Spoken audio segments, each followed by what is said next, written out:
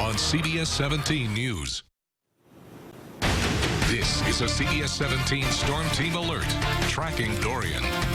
We're just going to take 90 seconds of The Price is Right to keep you updated on Dorian. A new forecast track just came in. We are zoomed in to the eye of the storm. Some intense thunderstorms blowing up on the west side of that center of circulation. Signs that the storm is strengthening as it's moving over the very warm waters of the Gulf Stream.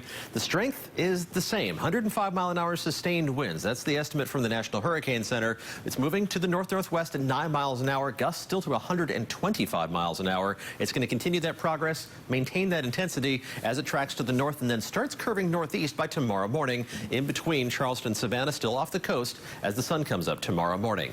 Gets closer to the North Carolina coast by tomorrow evening, runs right over Bald Head Island, just off the coast from Wilmington, and then hits the Outer Banks as we head through tomorrow night into Friday morning. That track, very tiny bit to the west of previous tracks, but a tiny change in the overall track has a big impact on our local impacts. It has the potential to spread the highest impacts farther to the west, even of I-95.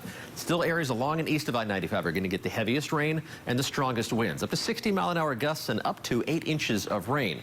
In between I-85 and I-95, including the Triangle, that's our transition zone, where a small change could push the heavier rainfall, even the strongest wind gusts, into our neck of the woods. We're going to have a complete update coming up on CBS 17 News at noon.